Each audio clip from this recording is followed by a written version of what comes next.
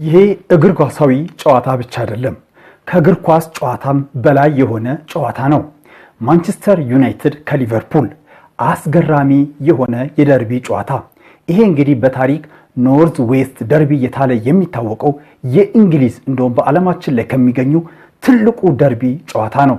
እንግዲህ ማንቸስተር ዩናይትድ በኦልድ ትራፎርድ ሊቨርፑልን በ35ኛው ሳምንት የፕሪሚየር ሊግ ጨዋታ የሚያስተናግድ ይሆናል። እነዚህ ሁለት ቡድኖች ቶፕ 4 ለመጨረስ ትልቅ ፉክክር እያደረጉ የሚገኙበት ሰዓት ስለሆነ ይሄ ውጤት በጣም ተጠባቂ ያደርገዋል። ምክንያቱም ይሄ ኖርዝ ዌስት ደርቢ ነው። ማንቸስተር ዩናይትድ ከሊቨርፑል።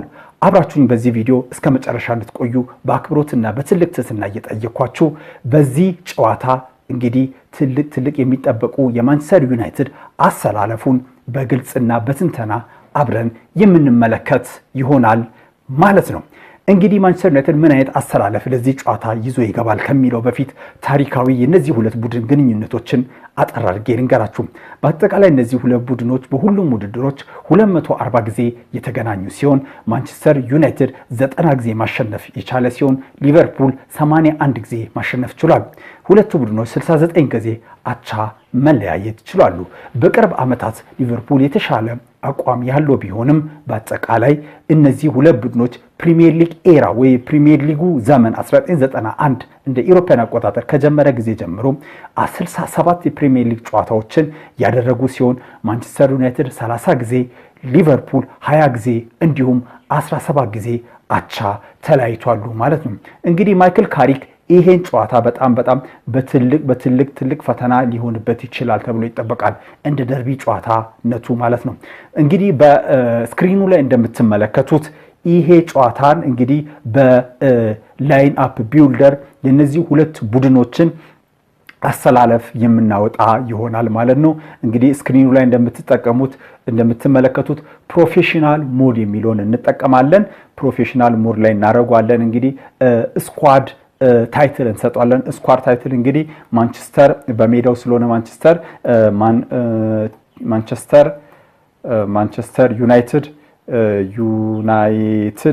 ዩናይትድ እንላለን። ከማን ጋር ነው ማንቸስተር ዩናይትድ? ከሊቨርፑል ጋር ቨርሰስ ሊቨርፑል እንላለን ማለት ነው። እንግዲህ ማንቸስተር ዩናይትድ ከሊቨርፑል ጋር የሚያደርገው ጨዋታ ነው ማለት ነው። እንግዲህ ይሄ ጨዋታ እዚህ ጋር ከላይ ከእንትኑ ላይ ስክሪኑ ላይ እንደምትመለከቱት ሜዳውን እንደዚህ ስትሬት ማድረግ እንችላለን። ስትሬት ሜዳ የምትፈልጉ ከሆነ 45 ዲግሪ ጠመም ያለ ማድረግ ትችላላችሁ። ሬቲንግስ ላይን አፑን ቢልድ ስታደርጉ ማለት ነው። እኔ ይሄ ትንሽ ጠመም ያለው ስለሚመቸኝ እዙ አድርጌያለሁ። ማሊያውን መቀያየር ትችላላችሁ። ከፈለጋችሁ እንደዚህ ሰው ማድረግ ትችላላችሁ። ከፈለጋችሁ እንደዚህ በስክሪኑ ላይ እንደምትመለከቱት በማሊያ እንዲሆኑ ማድረግ ትችላላችሁ። ሃፍ ማድረግ ትችላላችሁ። ሃፍ ይሄ ነው። ሃፍ ተጫዋችና ማሊያ ማለት ነው። መልክ ያለው እኔ ስለሚመቸኝ ይሄኛውንም ማድረግ ትችላላችሁ። ይሄ ዶት ሞር መልካቸው የሚታይበት ስለሚመቸኝ እሱ አድርጌያለሁ። የማንቸስተር ዩናይትድ እንግዲህ አሰላለፍ ነው የምንገነባው ማለት ነው። ቢውል እያደረገን አብራችሁኝ እንድትቆዩ በአክብሮትና በትህትና ጠይቃችኋለሁ። ቪዲዮውን ላይክ እያደረጋችሁ እንግዲሁም ቻናሉን ሰብስክራይብ እያደረጋችሁ እንግዲህ ማንቸስተር ዩናይትድ እንደሚታወቀው 11 ተጫዋች ነው፣ የታወቀ ነው፣ ራሱ ይመርጥልናል። እንደሚታወቀው ማንቸስተር ዩናይትድ እንግዲህ ይዞ የሚገባው አሰላለፍ በካሪክ ከመጣ ጊዜ ጀምሮ 4-2-3-1 የምንለውን አሰላለፍ ነው። በሌላው 4-3-3 ይመስላል ስታዩት፣ ግን 4-2-3-1 ነው የሚጠቀመው። ቲም ካፕቴን፣ ማን ኦፍ ዘ ማች፣ እነዚህ ከጨዋታው በኋላ የምንሞላቸው ነገሮች ስለሆኑ እናልፋቸዋለን ማለት ነው። እንግዲህ በረኛ ቦታ ላይ በማንቸስተር ዩናይትድ እንግዲህ እነማን ናቸው? አይታ ባይንደር፣ ሰኒ ሌመንስ፣ እነ ቶሚተን ነው ያሉት። ምን ጭቅጭቅና ጥርጥር የሌለው በዚህ ሰዓት በፕሪሚየር ሊጉ ምርጥ ከሚባሉ 3 በረኞች ውስጥ አንዱ የሆነውን እንግዲህ ሰነ ሌመንስን የምንመርጥ ይሆናል። እዚህ ሰርች ባሩ ጋር ገባና ሰነ ሌመንስ አንደኛ ቁጥር ላይ ይመጣላችኋል። ሰኔ ሌመንስን እንመርጠዋለን ማለት ነው። ይሄ ተጫዋች እንግዲህ የግድ አስፈላጊ ነው ለዚህ ጨዋታ። ምክንያቱም ኦናና ከሄደ ጊዜ ጀምሮ ይሄ ተጫዋች ከመጣ ጊዜ ጀምሮ ማንቸስተር ዩናይትድ ባደረጋቸው አጠቃላይ ውድድሮች ጨዋታዎች እንግዲህ ያሸነፈው ፐርሰንት ወደ 70-80% የሚጠጋ ጨዋታዎችን ማንቸስተር ዩናይትድ በዚህ በረኛ ማሸነፍ ችሏል። በፕሪሚየር ሊጉ ደግሞ በጣም የገረመኝ ስታት ነው ሰኔ ለምን በፕሪሚየር ሊጉ ሾት ስቶፕ ማድረግ ቁጥር 1 የሆነ በረኛ ነው ማለት ነው። ወደ ተከላካይ መስመራችን ስንገባ ተከላካይ መስመር ላይ እንግዲህ በማንቸስተር ዩናይትድ የቀኝ ክንፍ ተከላካይ ቦታ ላይ ማንን ነው ማሰለፍ የምንችለው? እዚህ ቦታ ላይ እንግዲህ ማዝራዊ አለ፣ ዳሎት አለ። ከነዚህ ሁለት ተጫዋቾች መምረጥ እንችላለን። ለዚህ ዳሎት ብዙ ጊዜ እንግዲህ ይሄ አሰላለፍ ከምን አንፃር መሰላችሁ ማወጣላችሁ? ይሄ አሰላለፍ ካሪክ ምን አይነት አሰላለፍ ይዞ ሊገባል የሚችለውን ከመገመት ነው የሚሆነው ማለት ነው። ዳሎት እንግዲህ በማንቸስተር ዩናይትድ የቀኝ መስመር የክንፍ ተከላካይ ላይ እናረጋለን። የግራ መስመር የክንፍ ተከላካይ ላይ ደግሞ ሉክሾው አለ። እንደሚታወቀው ዶርጉ እንደተመለሰ ይታወቃል። ለዚህ ግን ሉክሾው በቀደም እንደ ጉዳት ነገር አጋጥሞት እንደወጣ ሁላችንም ተመልክተናል። ግን ምንም መረጃ ተጎድቷል የሚል ስላልሰማን ሉክሾውን እንግዲህ በዚህ ቦታ ላይ እንደምትመለከቱት በስክሪኑ በግራ መስመር የተከላካይ ቦታ ላይ እናሳልፋለን ማለት ነው። የመሃል ተከላካይ እንግዲህ በቅርብ ሳምንታት ትንሽ የጉዳትና የቅጣት ችግር አጋጥሞን ነበር። እንደሚታወቀው ሃሪ ማጓየር በቀደም ተመልሶ ድንቅ አቋሙን አሳይቷል። እንደሚታወቀው ማነው ሄቨን ተቀይሮ በቀደም ቋሚ ሆኖ ገብቷል። ከዛ በፊትም ቋሚ ሆኖ ገብቶ ከቼልሲ ጨዋታ ጀምሮ ጥሩ እንቅስቃሴ እያደረገ ያለ ነው የሚገኘው። በቀደሙ ጨዋታ ላይ ተቀይሮ ገብቶ ሌኒ ዮሮ ጥሩ እንቅስቃሴ የሚባል አድርጓል። እንግዲህ እነዚህ ተጫዋቾች ተመልሷሉ። ማርቲኔዝም በዚህ ስኳድ ውስጥ እንደተመለሰና ትሬኒንግ አብሮ እየሰራ እንዳለ እናውቃለን። ፊት እንደሆነ እናውቃለን። ለዚህ አሁን ምርጫችን ሰፍቷል። ለዚህ የቀኝ መስመር የመሃል ተከላካያችን ምንም ጭቅጭቅ የሌለው ከነዚህ አራት ተጫዋቾች ውስጥ ማን ነው የሚሆነው ማለት ነው? ሃሪ ማጓየር አንደኛ ላይ መጥቶልናል። ሃሪ ማጓየር ጽፈን ራሱ መጨረስ አይጠበቅንም። በጣም ምርጥ የሆነ የፕሌየር ላይን አፕ ቢልደር ነው። በጣም ነው የሚመቸኝ። ላይን አፕ ቢልደር co.uk የሚባለው እንግዲህ የዚህ ቦታ ነው። እንግዲህ እዚህ ቦታ ላይ በቀኝ መስመር የመሃል ተከላካይ ላይ እንግዲህ ሊሆኑ የሚችሉት ማጓየርና ዮሮ ነበሩ። ማጓየርን አስቀድም ያለው። በግራ ስንመጣ ግን ሄቨን እና ማርቲኔዝ አሉ። ማርቲኔዝ ከጉዳት እና ከቀይ ካርድ በኋላ ነው የተመለሰው። ወደ ማርቲኔዝ የመመለስ እድሉ ሰፊ ቢሆንም ሄቨን ግን ተከታታይ ጨዋታዎች ላይ ያሳየው አቋም በጣም አስደናቂ ስለሆነ አሁንም ለሄቨን እድሉን ይሰጠዋል ብዬ አስባለሁ። ለዚህ ኤይደን ሄቨንን እዚህ ቦታ ላይ እናሰልፈዋለን ማለት ነው። ኤይደን ሄቨን እንግሊዛዊ ሰንተር ባክ የ19 ዓመት የማንቸስተር ዩናይትድ ተስፈኛ ተጫዋች ኤይደን ሄቨንን አስቀምጧለሁ። እንግዲህ አይታወቅም ማርቲኔዝንም ቋሚ አርጎ የሚገባበት እድል በጣም ሰፊ እንደሆነ ግልጽ ነው። ቢሆንም ግን በኔ ሰሞኑ ካዩዋቸው እንቅስቃሴዎች አንፃር ሄቨን በጣም ጥሩ ነው ብዬ አስባለሁ። ሄቨንን አስገባለሁ። መሃል ሜዳ ላይ ስንመጣ ምንም ጭቅጭቅ የሌለው የመሃል ሜዳ 6 ቁጥሩ ነው። እንግዲህ ካሲሚሮ ምንም ማንም የሚፎካከረው ስፔሊንግ ተሳሳትኩ እንዴ?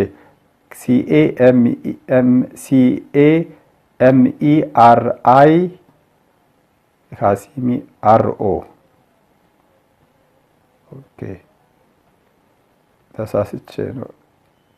ይቅርታ ኤስ ናት ኤስዋን ካሲሚሮ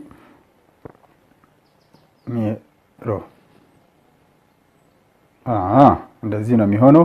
ካሲሜሮ ይሄ ብራዚላዊ ተጫዋች እንግዲህ ምን አይነት ድንቅ አቋሙን በዚህ ዓመት ለማንቸስተር ዩናይትድ እያሳየ እንዳለ እናውቃለን። ፕሪሚየር ሊግ ውስጥ ካሉት ምርጥ የ6 ቁጥር ተጫዋቾች በዚህ ሰዓት አንዱ ነው ብንል ማጋነን አይሆንብንም። ከካሲሜሮ ጋር እንግዲህ ማጣመር ያለብን ማን ነው?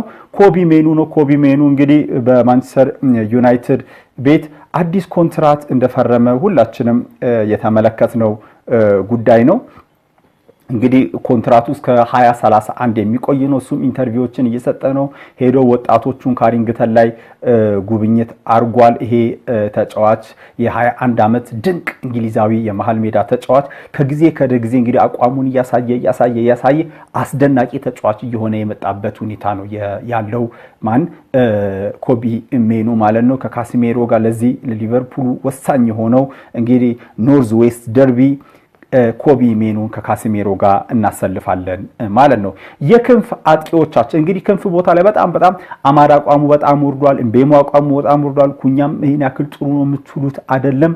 እንግዲህ ሼሽኮ ደግሞ ፊት ለፊት ላይ ጥሩ ነው፣ በቀደም ጎል አስቆጥሯል።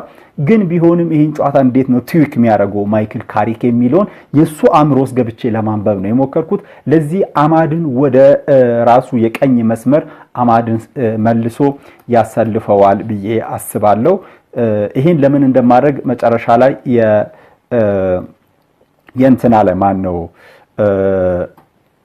የሼሽኮ ቦታ ላይ ሲደርስ የማስረዳችሁ ይሆናል። አማድ ሌላ አማድ ተጫዋች አለ እንዴ ምድር ላይ ለምን እንደማያመጣልኝ?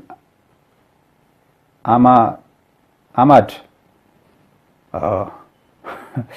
አንዳንዴ ሲስተሙ ጭው ይልበታል መሰለኝ። አማድ ዲያሎ 16 ቁጥር የማንቸስተር ዩናይትድ በቀኝ ክንፍ ያጥቂ ቦታ አሰልፏል። ኩኛ እንደተመለሰና ትሬኒንግ እየሰራ እንዳለ ሰምተናል። ለዚህ ጨዋታም ብቁ ይሆናል ብለን እናስባለን። ምክንያቱም አንድ ሳምንት ብቻ ነው ትንሽ ጉዳት አጋጥሞት ያልተሰለፈው ስለተባለ ማለት ነው። ለዚህ ኩንሃን እንግዲህ በዚህ ቦታ ላይ የምናሰልፍ ይሆናል በግራ ክንፍ የክንፍ አጥቂ ቦታ ላይ ማለት ነው። 10 ቁጥር ላይ እንግዲህ በማንቸስተር ዩናይትድ ቤት ምንም አይነት ጭቅጭቅና ጥርጥር የሌለው እንግዲህ ብሩኖ የሚሰለፍ ይሆናል ማለት ነው። ብሩኖ ሚጉኤል ፈርናንዴሽ እንግዲህ እናሰልፋለን። ይሄ ፖርቹጋላዊ እንግዲህ ማግኒፊኮ ብሬኖ ሄነሪ እንዳለው ብሬኖን እዚህ ቦታ ላይ እናሰልፋለን። አሁን ትልቁ ነገር ምንድነው? አማድን ያስገባውበት ዋናው ምክንያት እስካሁን ድረስ እንግዲህ የቀሩት ማን ነው? ኢምቤሞና ሼሽኮ ናቸው የሚቀሩት። ለምንድን ነው ኢምቤሞና ሼሽኮን ወደ ኋላ ያስቀረው ካላችሁኝ፣ በዚህ ጨዋታ እንግዲህ ሊቨርፑል እንደሚታወቀው እንደ ቫንዳይክ አይነት በጣም ጠንካራ አይነት ተከላካዮች አሉት። እንግዲህ ኮናቴን በጣም ተከላካይ ነው፣ ጉልበት የሚፈልጉ ተጫዋቾች ናቸው። ከነዚህ ተጫዋቾች ጋር ሼሽኮ መሃል ላይ ሆኖ ታግሎ ሁለቱን እንትን አድርጎ ጨዋታው ላይ ተጽዕኖ ይፈጥራል ብዬ አላስብም። ማይክል ካሪክም ነው እንደዛም ነው የሚያስበው ብዬ አስባለሁ። ግን አማድ ኩኛ እምቤሞ ካረጋችሁ ግን ፈጣን ስለሆኑ አጃይል ስለሆኑ ተለዋዋጭነት ስላላቸው በፍጥነታቸው ተጠቅሞ ዲሲፕሊንም ሆኖ ያን ቦታ ስለማይዙ እነዚህንም ተጫዋቾች ጎትቶ ለማውጣት እንግዲህ እንዴት አድርገን በአንፊልድ እንዳሸነፍናቸው ትዝ ይላችኋል። እንዴት አድርጎ እምቤሞ ጎትቶ እንዳወጣው ቫንዳይክንና ከዛ በኋላ እንዴት አድርጎ ክሮስ አድርጎ እንዴት አድርገን ጨዋታውን ብሬክዳውን ተከላካይ መስመራቸውን በአንፊልድ ላይ እንዳደረገን ይታወቃል። ከዛ በመነሳት እንግዲህ እዚህ ቦታ ላይ ማንን አሰልፋለሁ ማለት ነው? ብራያን ቤሞን አሰልፋለሁ። ብራያን ይቅርታ የለችም ስቸኩል ብራያን ነው። ብራያን አንደኛ ለመጣ ብራያን ቤሞ እንግዲህ እዚህ ቦታ ላይ የምናሰልፈው ይሆናል ማለት ነው። እንግዲህ ማንቸስተር ዩናይትድ ቨርሰስ ሊቨርፑል የማንቸስተር ዩናይትድ 4-2-3-1 አሰላለፍን ይዞ ይገባል። በዚህ አጨዋወት ወይ በዚህ አሰላለፍ ማንቸስተር ዩናይትድ ማለት ነው በዚህ ጨዋታ እንግዲህ ይሄን የምትመለከቱን የመሰለ አሰላለፍ ይዞ ይገባል ማለት ነው። የበረኛ ቦታ ላይ ሰኒ ለመንስ፣ ተከላካይ ዳሎት፣ ሃሪ ማጓየር፣ ኤደን ሄቨን፣ ሉክሾም፣ መሃል ሜዳ ላይ ካሲሜሮ፣ ኮቢ ሜኖ እንዲሁም ብሩኖ ፈርናንዴዝ፣ የክንፍ አጥቂ አማድ ዲያሎ እንዲሁም ማቲያስ ኩኛም፣ የፊት ለፊት አጥቂ 9 ቁጥርን ደግሞ ብራያን ኢምቤሞ ሆኖ የሚጫወቱ የሚሰለፉ ይሆናል ብዬ ቅድመ ግምቴን አስቀምጣለሁ። እስካሁን ስለተከታተላችሁኝ በጣም አመሰግናለሁ። እኔ ሐዋርያው ነበርኩ ከሐዋርያው ቲዩብ። ይሄን ቪዲዮ ላይክ አድርጉ፣ ቻናሉን ሰብስክራይብ አድርጉ፣ እንዲሁም ይሄን ቪዲዮ ደግሞ ሼር እያደረጋችሁ በዚህ መንገድ ነው ሰፖርት የምታደርጉኝ ማለት ነው። እስካሁን ስለተከታተላችሁኝ በድጋሚ እያመሰገንኩ እኔ በዚህ እሰናበታችኋለሁ። ግሎሪ ዩናይትድ